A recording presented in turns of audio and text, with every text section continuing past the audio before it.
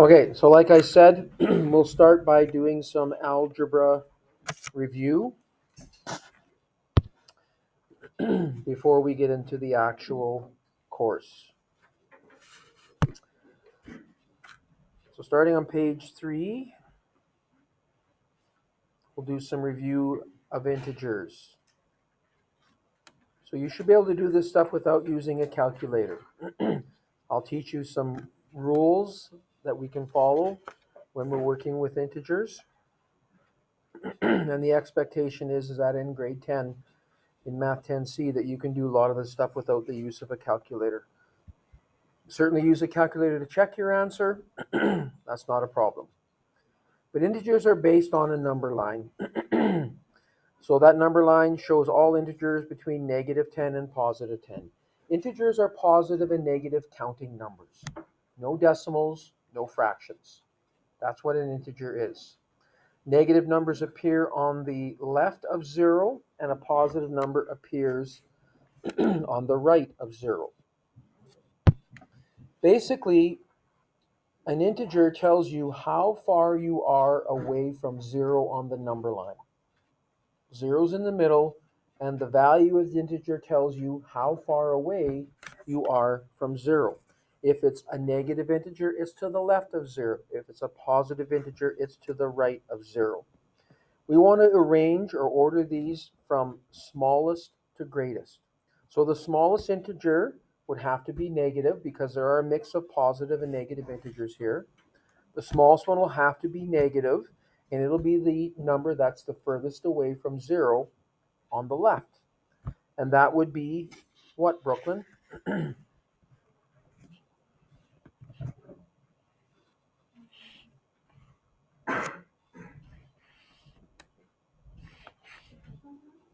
I asked you what your middle name was.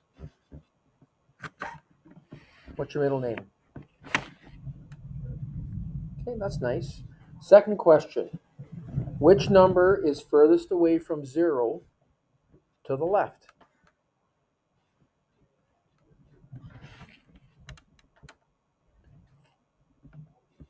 So that would be -18. It has to be negative because you've got a mix of positive and negative integers here. So the smaller ones would be the negative ones, and the -18 means it's 18 units away from 0 to the left. And that is further than the next smallest integer, which would be -12. It's still negative, but it's only 12 units away from 0 to the left. Whereas 18, -18, is 18 units away from 0. It's further away from 0. The next one would be -5. And it might be helpful to kind of cross these out as you write them down. And then -2.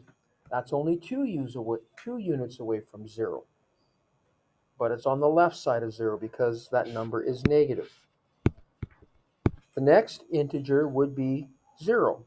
And then we start working with the positive ones. So it'll be 6, 17, and 23. And so there would be those integers arranged from least to greatest, from smallest to greatest. We can compare integers with either a less than sign or a greater than sign in order to make each statement true.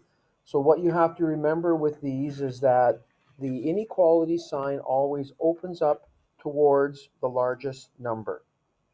It opens up towards the largest number. What's your name in the back there? Yeah, you. No, in front. Sorry? Okay, you need to stay off your phone. Okay? I don't want to have to take it away from you. Fair enough? Thank you. So these inequality signs, you're going to place them so that it opens towards the larger number. It points towards the smaller number. So for the first one, because 8 is greater than 6, it's further away from 0 on the number line than 6 is. They're both positive, so the one that's furthest away from 0 would be the larger one. With question B, only one of those numbers is negative. 17 is negative. The 2 is positive.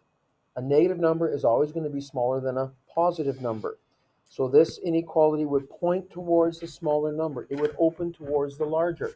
2 is bigger than negative 17. With question C, they're both negative, but the 12 is further away from 0 than the 1 is.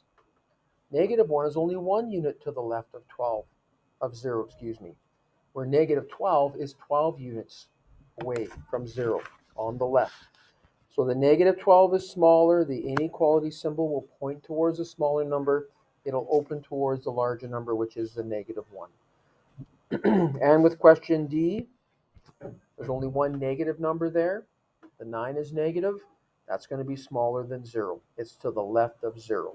And that's the other way you can look at it. When you compare two integers on a number line, the number on the left is always the smaller number. So now let's look at some operations on integers. And we have some rules that we can follow. If the integers have the same sign, you just add the integers together and keep the same sign. And as we look at the first one, that's not the case. One is negative, one is positive. But question B, they're both negative, so we can follow that rule. Add the two integers together and keep the same sign. Negative 10 plus negative 3 is negative 13. You can also do these on a number line. If you start at negative 10 and you add negative 3, that means you'd be starting up here at negative 10, and if you add negative 3, you have to go 3 spaces to the left. You have to get smaller. One space would be negative 11, a second would be negative 12, the third one would be negative 13. So you can either think of it in terms of a number line, or you can use the rule that if the integers are the same and you're adding, you just simply add the two numbers together and keep the same sign. We can also use that for part E, question E, because they're both negative. 6 and 5 is 11, and because they're both negative, your answer is negative 11. Now for the other ones, though, the signs are different. One's positive, one's negative. And so in these cases, what we do is we actually take the difference between the two integers and keep the sign of the larger. So when you compare negative 4 and 6, obviously 6 is greater. It's a positive number, a positive integer. So you can actually take the difference between these two. The difference between 6 and 4, is 2. And because the bigger number is positive, your answer is positive. So plus 2 is the answer. Question C. The signs are different. If we take the difference between 12 and 2, it'll be 10. But because the larger number 12 is negative, your answer is negative. You could also do this on a number line. If you start at negative 12 and you add 2, negative 12 is right there on the number line. If you add 2, you're going to go 2 to the right. One spot to the right would give you negative 11. The next spot to the right would take you to negative 10. Question D. Again, the signs are different. So take the difference between the two integers. The difference between 9 and 4 is 5. And in this case, because the larger integer, 9, is positive, your answer is positive. With question F, I would do this step by step, working left to right. First, 5 and negative 6. Well, the bigger number there, the 6 is negative, so your answer will be negative, and the difference between 6 and 5 is 1. So that'll be negative 1 plus positive 4 plus negative 8 plus negative 2. Then you're going to add negative 1 and 4 together. Again, the signs are different. So we'll take the difference between the two and take the sign of the larger integer. 4 is larger than 1. The 4 is positive, so your answer will be positive 3, because the difference between 4 and 1 is 3.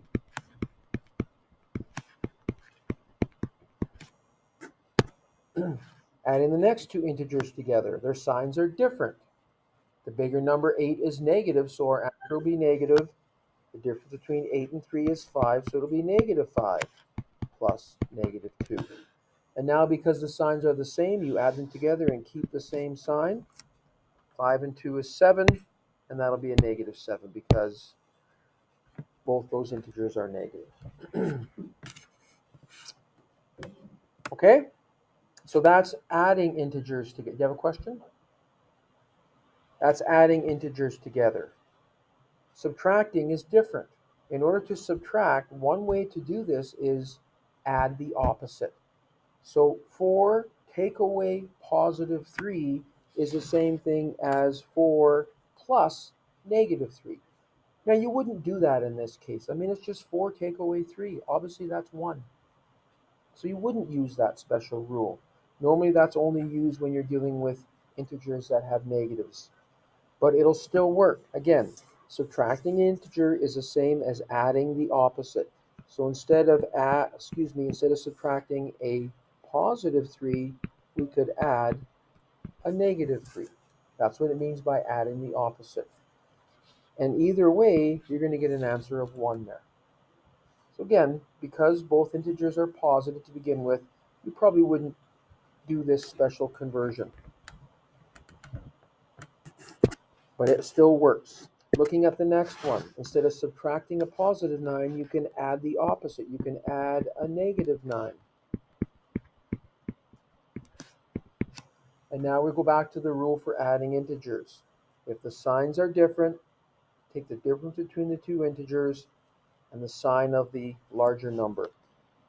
9 is larger than 4. The 9 is negative, so our answer will be negative. And the difference between 9 and 4 is 5. So that gives us an answer of negative 5. Question C. Instead of subtracting a positive 4, we can add a negative 4.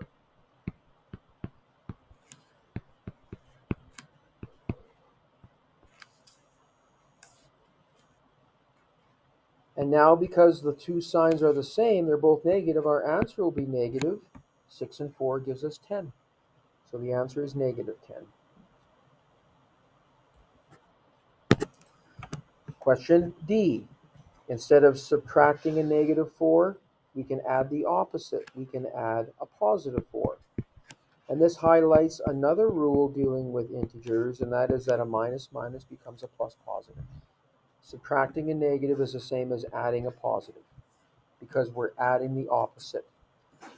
And now the signs are different. 4 is larger than 1, and the 4 is positive, so our answer will be positive. And the difference between 4 and 1 is 3, so the answer is positive 3. Now you don't need the positive there. You know that if there is no sign in front of a number, it means it's positive. But it's not wrong if you do put it there. Question E. Instead of subtracting a negative 4, we can add the opposite. We can add a positive 4. And again, this highlights the rule that a minus minus becomes a plus positive. Subtracting a negative is the same as adding a positive. Signs are different. The bigger number 10 is negative, so our answer will be negative. And the difference between 10 and 4 is 6. Again, you could do this on the number line. If you start at negative 10 and you add 4 on the number line, if you start at negative 10, which is here, and you add 4, you're going to go 4 to the right. You end up at negative 6. For the last one, again, we'll have to do this step by step. The first one, instead of subtracting a positive 5, you can add a negative 5.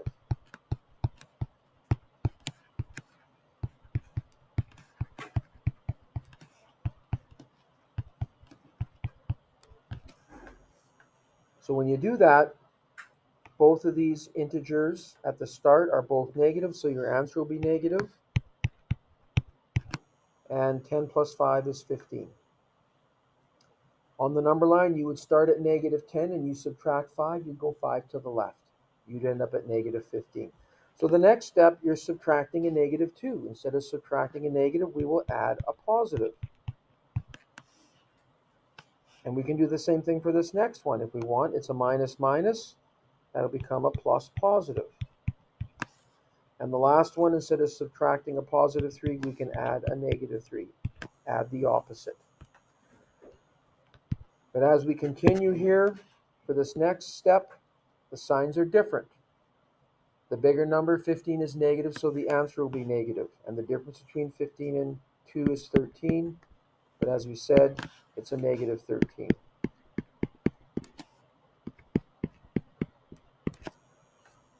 And for the next step, the signs are different. One's negative, one's positive. The bigger number, 13, is negative, so our answer will be negative. And the difference between 13 and 1 is 12. So it's going to be negative 12. Plus negative 3. And now the signs are the same. They're both negative, so your answer will be negative. When you add 12 and 3 together, you'll get 15. And as I said, you can always use a calculator to check.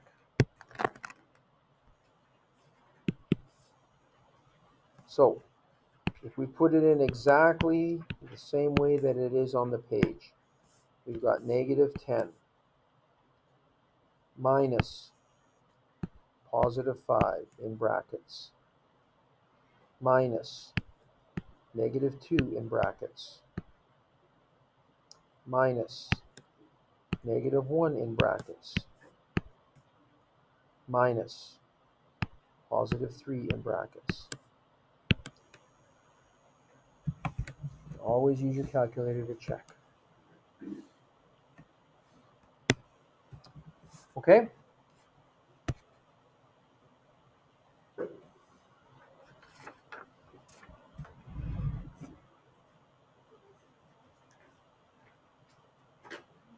So now we'll go on to multiplication and division. So a little bit different. You have to remember a couple of rules. Whenever you're multiplying or dividing, if the signs are the same, the answer is always a positive. When their signs are different, Brooklyn, you're going to get a negative answer. And that's why it says a positive times a positive will give you a positive answer. But when the signs are different, like the bottom two, that'll give you a negative answer. But a negative times a negative, because the signs are the same, will still give you a positive answer. But when the signs are different, you're going to get a negative answer. Positive times a negative gives you a negative, and a negative times a positive also gives you a negative. Same thing with division. If the signs are the same, the answer is positive. But when the signs are different, you're going to get a negative answer. So when you multiply or divide, those two things you're looking at. Are the signs the same or are they different? If they're the same, the answer is positive. If they're different, the answer is negative. So for the first one, it's a negative 3 times a positive 7. The signs are different, so your answer will be negative. And the second part of it is actually multiplying 3 times 7. You'll get 21. But the answer is negative because the signs are different. Question B, both integers are negative, which will give you a positive answer. And 10 times 3 is 30. You don't need the positive there, but it's not wrong if you do. Write it in. Question C, Allie, will the answer be positive or negative? Why? Because the signs are the same. And again, whether you write the positive or not doesn't matter. The answer is positive. Question D, Princess, will the answer be positive or negative? You want to bet a pop on that? Or I'm sorry, question D. We already did C. Question D, negative. Why? Because the signs are different. And 6 times 8 is 48, but it's negative because the signs are different. Question E, Declan. Will the answer be positive or negative? Why? Because the signs are the same. And 12 times 4 is 48. So again, whether you write, I'm going to have to probably split you two guys up, I'm thinking, eh? Probably a good idea to do it right now. One more chance. How about we let the class decide if they deserve one more chance or not? Hands up if you think they deserve one more chance. Oh boy. That's not very good. You guys have a bit of a reputation, obviously. Pardon me? So why are you talking to him all the time if you don't know him? One more chance. Question F. When you have multiple integers, do it step by step. 2 times negative 3. Signs are different, so the answer is negative, and 2 times 3 is 6.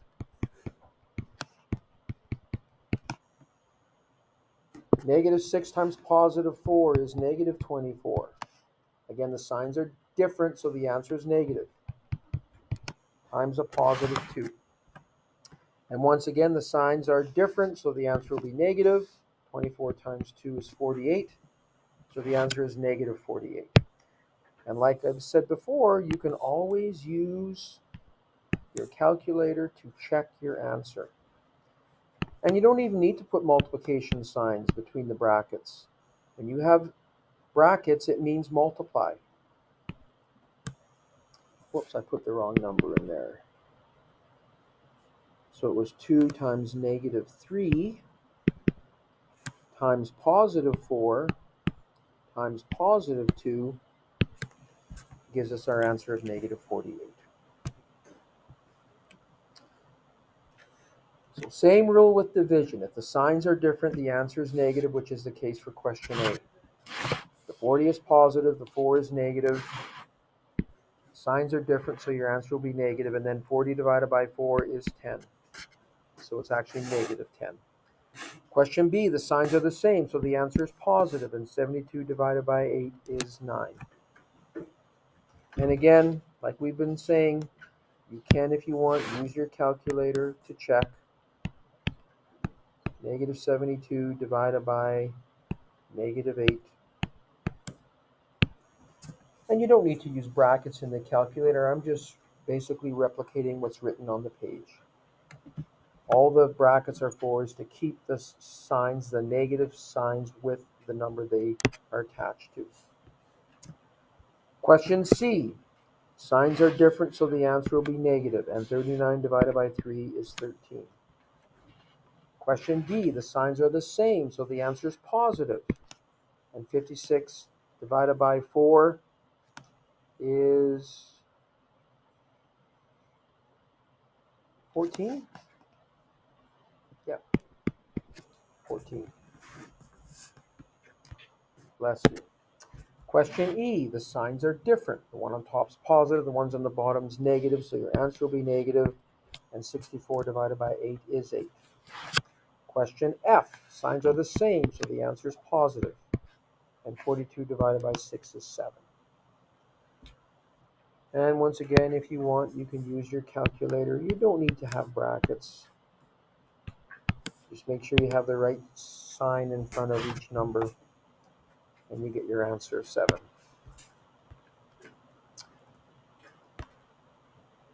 Okay, so we'll stop there for today. Tomorrow we'll review the exponent laws. This week, probably Thursday, you guys are going to write what's known as a MIPI test.